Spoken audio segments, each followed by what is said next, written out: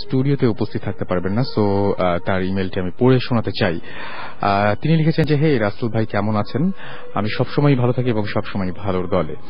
আচ্ছা, তিনি লিখেছেন যে, আমি ভূত এফএম এর রেগুলার লিসনার। আমার একটা ঘটনা আছে। ঘটনাটা হচ্ছে প্রায় 2 বছর আগে আমি আমার ভিলেজে গিয়েছিলাম। সেটা ছিল যশোর। আমাদের বাড়ির পাশে ছিল একটা বড় পুকুর। বাড়িতে গেলে আমি মাছ মারতে যেতাম। সেইবারও মাছ মারতে গেলাম। তো সেটা ছিল রাত 10টা কি 11টা। তখন মাছ মারতে মারতে আমি লক্ষ্য করলাম যে আমি কোনো মাছ পাইনি, বাট আমার মাছের ঝুড়ি ভরা। আমি খুব ভয় পেয়ে গেলাম। তারপর আমি দেখতে পাই আমার পাশে যেন কে বসে আছে। ভালো করে লক্ষ্য করে দেখি আমার নিজের চেহারারই একজন লোক আমার পাশে বসে আছে। আমি ভয়ে চিৎকার করে উঠলাম। তখন সে লোকটা আমাকে বলল, তুই আর বসবি না। তখন আমি মুখ দিয়ে কোনো কথা বলার সাহস হচ্ছিল না আমার। তো 2 হাত দিয়ে সে আমার গলাটা ধরে পানির মধ্যে আমাকে ফেলে দিল। এবং তখন ছিল শীতকাল। আমি ঠান্ডায় একদম জমে গেলাম। আমি চিৎকার করতে লাগলাম। আমার চিৎকার শুনে আমার বাবা বের হয়ে এলেন এবং তিনি আমাকে উদ্ধার করলেন। সকালে হুজুর ডাকা হলো। তিনি বললেন যে আমাকে খুব খারাপ জিন অ্যাটাক করেছিল, বাট সে ব্যর্থ হয়েছিল। হুজুর আমাকে ঝেড়ে দিলেন। এবং তবে এখন আমি রাতে কোনো পুকুর পাড়ে গেলে আমার যেটা হয় সেটা হচ্ছে গলা ব্যথা করে। এখনো গলা ব্যথা করে। সেটা হয়তো সেই পূর্ব স্মৃতির জন্য। তিনি লিখেছেন যে আমি এবার এইচএসসি এক্সাম দিলাম। আমি আমার একটা ঘটনা শেয়ার করতে চাই, বাট I'll request you যে please don't tell my identification to anyone, okay? Because এই ঘটনাটা কারোর সাথে শেয়ার করতে অনেকবার নিষেধ করা হয়েছে। তাও আমি এই ঘটনা আজকে আপনাদের সাথে শেয়ার করছি, because I need someone to share it, okay? So আমার মনে হয় যে আমরা সেজন্য একেবারে পারফেক্ট, বিকজ আমি দেখলেনি যে আপনার নামটাও বলি নাই। আচ্ছা, ঘটনাটাও 2009 সালের। আমি তখন মাত্র এসএসসি এক্সাম দিলাম। এসএসসি এক্সাম দেওয়ার পর 3 মাস ছুটি, বাট আমার বাবা অনেক অসুস্থ ছিলেন বলে বাবা এবং মা ইন্ডিয়াতে যান ট্রিটমেন্টের জন্য। বাসায় আমি এবং আমার ছোট ভাই থাকি। টাইম পাসের জন্য কোনো সোর্স না পাওয়ায় আমি একদিন দুষ্টুমি বুদ্ধি আঁটি যে আমি রাতে আননোন নাম্বারে কল করব এবং মানুষকে ডিস্টার্ব করব। যেই ভাবা সেই কাজ, আমি একটা নিউ সিম কিনে ফেলি শুধু এই কাজে ইউজ করার জন্য। সেদিন রাতে বেশ আনন্দ নিয়ে একটা আন্দাজে একটা নাম্বারে কল করি। অ্যাট ফার্স্ট আমি শুনতে পাই যে কলার টিউন হিসেবে আরবি সূরা সেট করা আছে। ওকে, সো আমি ভাবলাম যে এটা মেবি কোনো হুজুরের নাম্বার হতে পারে, বাট আমাকে অবাক করে দিয়ে একটা অনেক সুইট ভয়েসে কেউ একজন ফোনটা ধরলো। এটা একটা মেয়ের ভয়েস ছিল এবং আমি ওর ভয়েস শুনে তাজ্জব হয়ে গেলাম যে এত সুইট কারো ভয়েস কিভাবে হতে পারে। আমি অ্যাট ফার্স্ট ওকে সালাম দিয়ে ওর সাথে গল্প করা শুরু করলাম। ওর নামটা ছিল তিবা। মেয়েটাও অনেক ফ্রেন্ডলি ছিল। সো আমি ভাবলাম যে ওকে পটানো আমার জন্য তেমন কোনো ব্যাপারই না। আফটার 3 মান্থস আমাদের ফ্রেন্ডশিপটা আরো ডিপ হলো। ও নাকি বাড়ি ধারাতে থাকতো। আমি ওকে অনেক পার্সোনাল লাইফ নিয়ে অনেক কোয়েশ্চেন করতাম, বাট সে কোনো সময় ওরকম ক্লিয়ার কোনো অ্যান্সার আমাকে দিত না। ওকে জানার আগ্রহ আমার আরো বেড়ে যায়। সো আমরা একদিন ঠিক করি যে আমরা দেখা করব। তো আমরা এক স্যাটারডেতে বের হলাম দেখা করতে। আমাদের দেখা করার কথা ছিল ধানমন্ডির একটা রেস্টুরেন্টে। আমি বিকেল 4টায় সেখানে গেলাম, বাট আস্তে আস্তে ও 5টা বাজিয়ে দিল। ওকে দেখার আগেই ও আমাকে দেখেছিল অ্যান্ড আমাকে পিছন থেকে এসে একটু ধাক্কা দিল। আমি ঘুরে ওকে দেখলাম। I was totally shocked. আমার এখানে একটা প্রশ্ন আছে, আপনাকে চিনল কিভাবে? মেবি আপনারা মনে হয় ড্রেসটা ঠিক করে গিয়েছিলেন, সেটা উল্লেখ করেননি। এবং তিনি বলছেন যে এত সুন্দর আমার সামনে একটা মেয়ে দাঁড়িয়ে আছে। তিনি খুব নিজের ভাগ্যকে বিশ্বাস করতে পারছিলেন না। বাট ওই দিন ও বলল যে ওর নাকি এসিতে প্রবলেম হয়, এয়ার কন্ডিশনার থাকলে বা এয়ার কুলার চললে তার প্রবলেম হয়। তো তিনি বলছেন যে রেস্টুরেন্টের ভেতরে যেতে চাইল না। তাই আমরা ঠিক করলাম যে আমরা রিক্সাতে ঘুরবো। আমরা রিক্সা নিয়ে ধানমন্ডি থেকে মোহাম্মদপুরের দিকে যেতে থাকলাম। বাট হঠাৎ কোনো কারণ ছাড়াই প্রচন্ড ঝড় শুরু হলো।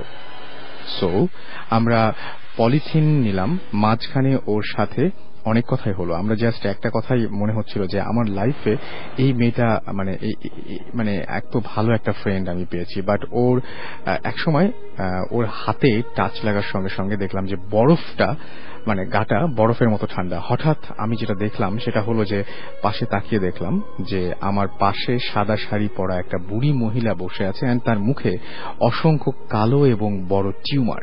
এন্ড আমার চোখ, আমার চোখ, আচ্ছা, চোখের মধ্যে বিশাল গর্ত। আমি ভয়ে একটা চিৎকার দিয়ে উঠি, আর তারপর আর কিছু মনে নাই। হঠাৎ করে আমি ফিল করলাম যে আমি একটা হসপিটালের বেডে শুয়ে আছি। ডক্টর এসে আমাকে জিজ্ঞেস করলো যে আমার কি হয়েছিল, বাট আমি কোনো অ্যান্সার দিতে পারলাম না, বিকজ আমি নিজেও জানতাম না আমার অ্যাকচুয়ালি কি হয়েছিল। তখন ডক্টর আমাকে বললেন যে আমি নাকি রিক্সাতে অ্যাক্সিডেন্ট করেছিলাম, অ্যান্ড আমি নাকি অলৌকিকভাবে বেঁচে গেছি। একটা বাস এসে অনেক জোরে রিক্সাতে আঘাত করে এবং রিক্সাটা ভেঙে চুরমার হয়ে যায়। রিক্সাওয়ালা অ্যান্ড তিবা কাউকেই নাকি ওখানে পাওয়া যায়নি। আমি অনেক বড় একটা শক পেলাম এবং বাসায় এসে তিবার নাম্বারে কল করলাম, বাট ওর সেল অফ পাই। আমি পাগলের মতো হয়ে যাই। আমার সেল ফোনটা হারিয়ে গিয়েছিল। ওই দিন আমি পরের দিন সিম তুলতে যাই। যখন কাস্টমার কেয়ারে যাই তখন আমার নাম্বারটা বলল যে, আমি যখন আমার নাম্বারটা বললাম তখন ওরা এমন ভাবে তাকালো যেন আমি একটা পাগল। ওরা বলল যে এই সিমটা কখনো ইউজ করা হয়নি। আমি স্তব্ধ হয়ে ওখানে কিছুক্ষণ দাঁড়িয়ে থাকলাম, অ্যান্ড ওদের বললাম ভালো করে একবার দেখতে, বাট ওরা দেখে একই অ্যান্সার দিল। কিছুক্ষণ পর ওদের তিবা নাম্বারটা দিয়ে জিজ্ঞেস করলাম যে সিমটা দিয়ে লাস্ট কোথায় কল করা হয়েছে, বাট ওরা বলল যে এই নাম্বারটায় কোনো সিমই নেই। সেই দিনের পর থেকে আমি লাইফে খুব বাজে হয়ে যায় আমার লাইফটা, এবং আমি আমার স্বপ্নে আগে অনেক ফিউচার জানতে পারি, এবং এই সবই খুব খারাপ খবর। এবং এক্সাম্পল হিসেবে বলছি যে গত 1 তারিখ আমি স্বপ্ন দেখি যে আমাকে কে যেন কল করে বলছে, তোকে আমি ভয় দিয়ে মারবো, তোকে আমি কষ্ট দিয়ে মারবো, আগে তোর বংশ শেষ করব, এবং তৈরি হ তোর কাছের মানুষকে বিদায় দেওয়ার জন্য। অ্যান্ড সবচেয়ে বাজে ব্যাপারটা হলো যে 3 তারিখে আমার মেজো মামা, যে আমাদের নিচের ফ্ল্যাটে থাকতো, সে কোনো কারণ ছাড়াই রাত 3টার সময় মারা যান। যখন অ্যাকচুয়ালি আমি স্বপ্নগুলি দেখি ঠিক সেই সময়ই তিনি মারা যান। আমি জানি না কেন এসব হচ্ছে, এবং আমার ফ্যামিলিতে প্রায় 11 জন মেম্বার এভাবে মারা গেছে। আমি এখন আব্বু আম্মুকে আগেই মরার খবর বলে দিতে পারি। সো এই ছিল ঘটনা, এবং ঘটনাটা খুবই অস্বাভাবিক। তারপরে উনি পাঠিয়েছেন এবং নিজের আত্মীয় স্বজন মারা যাবার খবর দিয়েছেন। দ্যাটস ওয়াই আমি এই ঘটনাটা আপনাদের সাথে শেয়ার করলাম। জানি না আপনাদের কেমন লেগেছে। যদি আপনাদের ভালো লাগে তাহলে অবশ্যই জানাবেন। আরো একটা ইমেল পড়ব। আমাকে একজন ইমেলটা করেছেন, লিখেছেন যে মাঝে মাঝেই তিনি যেটা করেন সেটা হচ্ছে, তিনি বলছেন যে আমার একটা এক্সপেরিয়েন্স আমি আপনাদের সাথে শেয়ার করতে চাই। এবং ব্যাপারটা হলো যে আমি মাঝে মাঝেই রাত জেগে নেট সার্ফিং করি, এবং আমার ঘরটা পুরো স্কোয়ার এবং একটু ঘিঞ্জি টাইপের, এদিক ওদিকে জিনিসপত্র ছড়ানো ছিটানো। আমার ঘরে একটা আলমারি আছে, এবং আলমারির পাশেই আমার পিসি টেবিল, এবং সামনে একটা চেয়ার পাতা আছে। তো একদিন এরকমই আমি রাত জেগে সার্ফিং করছি। তখন রাত 1টা বা 1:30 এরকম হবে। আমি কানে হেডফোন দিয়ে গান শুনছিলাম। সাডেনলি আমি দেখলাম যে জানালার নিচের একটা ফাঁকা জায়গা দিয়ে দেখা যাচ্ছে একটা শ্যাডো স্টিল দাঁড়িয়ে আছে, নড়াচড়া করছে না। আমি প্রায় রাত জাগি, বাট কোনোদিন ও জানালার নিচে ফাঁকা জায়গাটা দিয়ে ওরকম কোনো শ্যাডো দেখিনি। আমার উইয়ার্ড তেমন কোনো ফিলিংস হচ্ছিল না, কারণ যদি ওইখানে কেউ দাঁড়িয়ে থাকতো তাহলে আমাদের বাড়ির কুকুরটা নিশ্চয়ই টের পেত, বাট কুকুরটা ডাকেনি। তাই আমি তেমন কোনো অ্যাটেনশন দিলাম না ওইটার প্রতি। এরপর আবার আমি নিজের মতো কাজ করতে লাগলাম। সাডেনলি আমার ঘরের যেই জানালাটা দিয়ে ওই শ্যাডোটাকে আমি দেখছিলাম, সেই জানালাটা একটা ধাক্কা লাগলো, এবং ধাক্কাটা বেশ জোরেই লাগলো। জানালার ছিটকানিটা দেওয়া না থাকলে জানালাটা খুলে যেত, এমন জোরেই ধাক্কাটা মারা হয়েছিল। তো আমি চমকে উঠি যদিও আমার কানে হেডফোন দেওয়া ছিল, বাট জানালার সাডেন মুভমেন্ট আমার নজর কেড়েছিল। এইটার পর আমি বেশ ভয় পেয়ে যাই, বাট ভয় কাটানোর জন্য আমি জিনিসটাকে আবারও ইগনোর করি অ্যান্ড হেডফোনের সাউন্ডটা আরো বাড়িয়ে দিয়ে নিজের মতো কাজ করতে থাকি। আমার একটু একটু ভয় লাগতে শুরু করে, বাট আমি ভয়টা পুরোপুরি ইগনোর করার চেষ্টা করি। এর কিছুক্ষণ পর আমি হেডফোনের মধ্যে দিয়ে শুনতে পাই যে আমাকে আমার মা ডাকছে। আমি কান থেকে হেডফোনটা কিছুক্ষণ নামিয়ে রাখি, বাট কোনো আওয়াজ শুনতে পাই না। এরপর আমি ভাবি হয়তো এইটা আমার মনের ভুল। এরপর আমি আবার আগের মতো হেডফোন দিয়ে গান শুনতে থাকি, বাট এইবারও ঠিক সেম ভাবেই আমার মা ডাক দেওয়ার আওয়াজ পাই।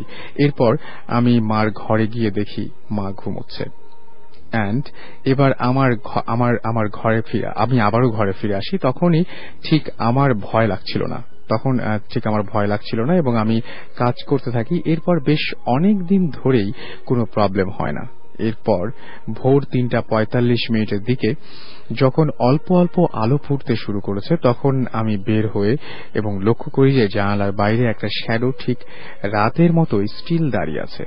এইবার আমি একটু সাহস করে আমার রুম থেকে বেরিয়ে করিডরের দিকে যাই, যেখান থেকে আমাদের বাড়ির উঠোনটা দেখা যায়। আমি গিয়ে পুরো অবাক হয়ে গেলাম, দেখি আমারই মতো একটা ফিগার দাঁড়ানো, বাট ফিগারটা সেমি ট্রান্সপারেন্ট। বাট আমার কুকুরটা কোনো রকম প্রোটেস্ট করছিল না, অর্থাৎ যিনি মেইলটি করছেন তার মতনই একজন মানুষ তার সামনে দাঁড়ানো, এবং কুকুরটা কোনো প্রোটেস্ট করছে না। মনে হচ্ছিল যে আমার কুকুরটা ওই ফিগারটা চেনে। এরপর আমি জোরে চিৎকার দিয়ে আমার মার কাছে চলে যাই। মা বাবাকে দৌড়ে এসে দেখি যে ওখানে কেউ নেই। এরপর 4 দিন আমি জ্বরে ভুগেছি। তারপর আমাদের বাড়িতে তান্ত্রিক ডেকে আমাকে ঝাড়িয়ে দেওয়া হয়, আমাকে একটা তাবিজ দেওয়া হয়, এন্ড আমি স্টিল ওই তাবিজটা পড়ি। এখন আর এরকম কোনো প্রবলেম আমি ফেস করি না। লিখেছেন, ভাইয়া আমার বাড়ি বগুড়া শেরপুর থানার চান্দাই কোনায়। গত জুলাই মাসের এক সপ্তাহে আপনাদের অনুষ্ঠানের একজন গেস্ট এসেছিলেন, যিনি বাইক দুর্ঘটনায় অসুস্থ অবস্থায় আপনাদের স্টুডিওতে উপস্থিত হয়েছিলেন। হ্যাঁ, সত্যি তিনি ফিজিওথেরাপি নিচ্ছিলেন ওই সময়। তারপরেও তিনি অনেক কষ্ট করে সবগুলো ফ্লোর পা দিয়ে ভেঙে তারপর এখানে এসেছিলেন তার এক্সপিরিয়েন্স শেয়ার করার জন্য, এবং তিনি একটা ভয়াবহ অ্যাক্সিডেন্টের সম্মুখীন হয়েছিলেন। এবং আজকে আমাদের সাথে যিনি এই ঘটনাটা শেয়ার করেছেন, সেই ঘটনাটাও মানে চান্দাইকোনা থেকে যিনি ঘটনাটা শেয়ার করেছেন তারও ঘটনাটা অনেকটা সিমিলার। সো এখানে তিনি লিখছেন যে উনি নওগাঁ থেকে ঢাকায় আসার পথে যে জায়গায় তার বাইকের পিছনে তিনি একটা শ্যাডো অনুভব করেছিলেন। আসলে শ্যাডো না, ঠিক তিনি বাইক চালিয়ে লং রুটে আসছিলেন ঢাকায় একটা ফ্রেন্ডের বিয়ে অ্যাটেন্ড করার জন্য, এবং সেই মুহূর্তে তার মনে হচ্ছিল বারবার করে যে বাইকে তার ঠিক পেছনেই কেউ বসে আছে, এবং প্রচন্ড অস্বস্তি লাগছিল। এক সময় তিনি একটা বাসকে ওভারটেক করেন এবং সেইখানে বাসটাকে ওভারটেক করে বাসের সামনে যান যাতে আলোটা এসে তার পিঠে পড়ে। এরকম একটা ঘটনা ঘটেছিল। তো যাই হোক, তিনি বলছেন যে এখন যিনি আমাদের ইমেলটা করেছেন তিনি বলছেন যে উনি নওগাঁ থেকে ঢাকায় আসার পথে যে জায়গায় তার বাইকের পেছনে একটা কোনো কিছু একটা অনুভব করেছিলেন, সেই জায়গার নাম শেরুয়া বটতলা। মানে উনি একদম নির্দ্বিধায় এটা বলে ফেলেছেন। আমি জানি না যে তার সাথে একটু আরেকবার তার সাথে কথা বলতে পারলে ভালো হতো, বাট তিনি বলছেন যখন আমরা শুনি যে কি আছে ব্যাপারটা।